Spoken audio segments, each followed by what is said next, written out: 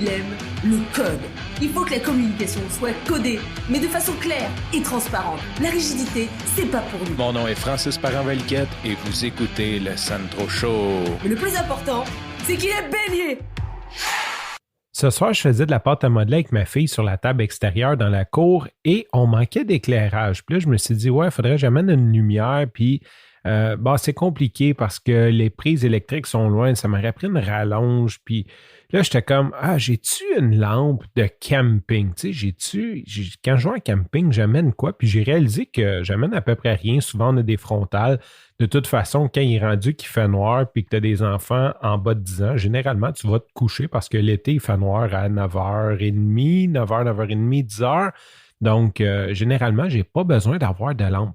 Et là, je me suis dit, qu'est-ce que je pourrais mettre qui serait cool? Puis là, je me suis dit, je vais prendre des chandelles d'anniversaire parce que à chaque fois que les enfants ont un anniversaire, tu achètes un gros chiffre, là, tu sais, mettons un 1, un 2, un 3. 1, 2, 3, 1, 2, tu peux peut-être t'en servir, mais sinon, 3, 4, tu t'en sers pas trop souvent.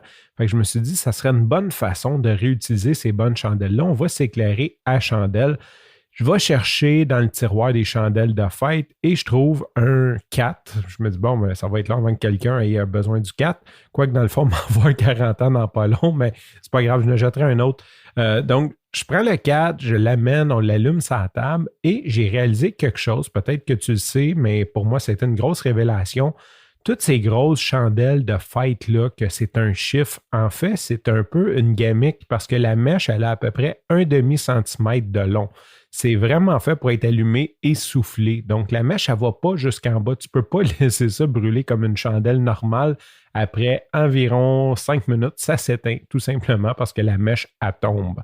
Donc, j'ai découvert ça aujourd'hui. Ces chandelles-là, ce n'est pas vraiment des chandelles. C'est un bloc de cire avec une mini-mèche.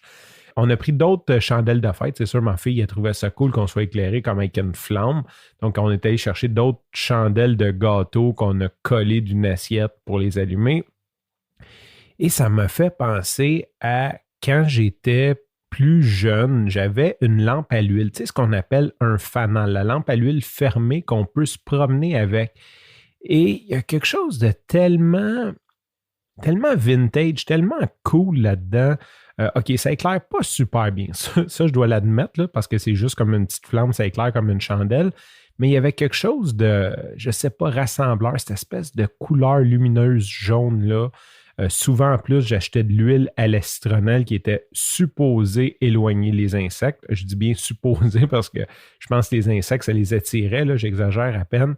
C'était vraiment très peu pratique comme système parce que tu avais une teigne d'huile, donc il ne fallait pas que tu la renverses.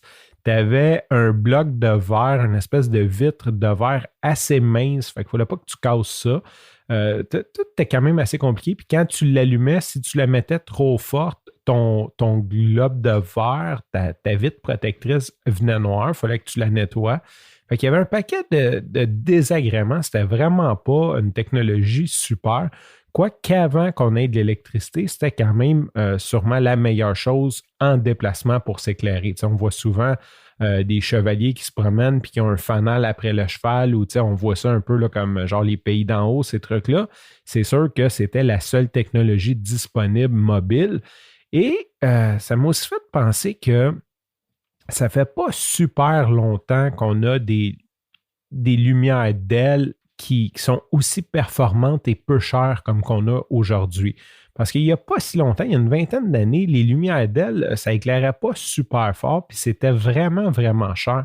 Et aussi, on n'avait pas les batteries qui suivaient. Donc, avant cette époque-là, c'était quasiment impensable d'aller faire du camping puis de s'éclairer strictement avec des lampes de poche parce que ça tirait tellement de piles. Moi, je me souviens, là, les lampes de poche, là, comme j'en avais une, puis je pouvais marcher comme de la roulotte à la salle de danse. Là.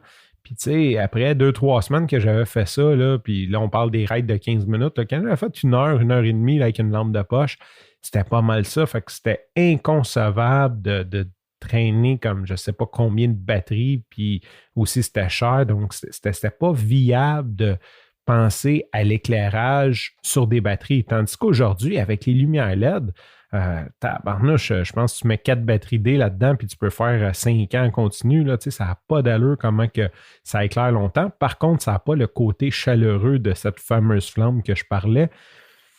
On a beaucoup évolué en termes d'éclairage, puis je suis allé voir et ça semble très difficile de trouver des lampes à l'huile. Aujourd'hui, ça doit être totalement banni, autant pour la dangerosité, la pollution.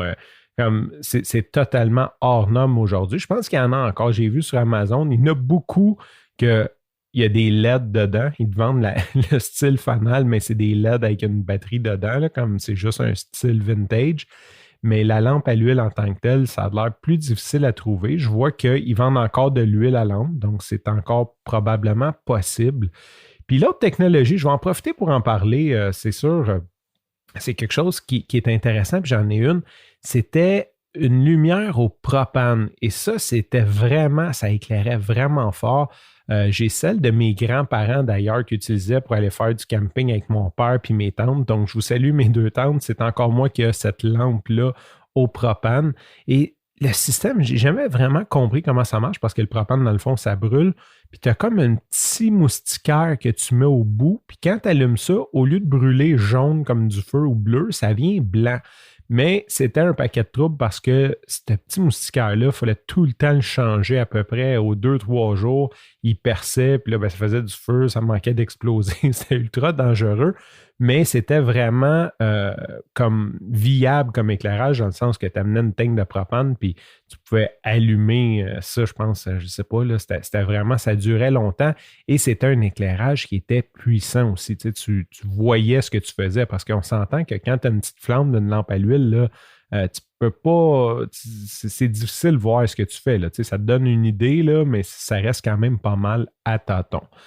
Ça complète ma petite nostalgie des lampes à l'huile parce que je me dis que certainement, quand je vais réécouter ça dans 20-30 ans, je pense que les lampes à l'huile, ça va avoir totalement disparu. Fait que ça va me faire un petit souvenir de ces moments au bord d'une lampe à l'huile qui sent un peu la citronnelle mal brûlée, qui était graisseuse et que j'aimais tellement cet éclairage un peu jaunâtre et vintage. Sur ce, je te remercie pour ton écoute. Je te dis à demain et bye bye.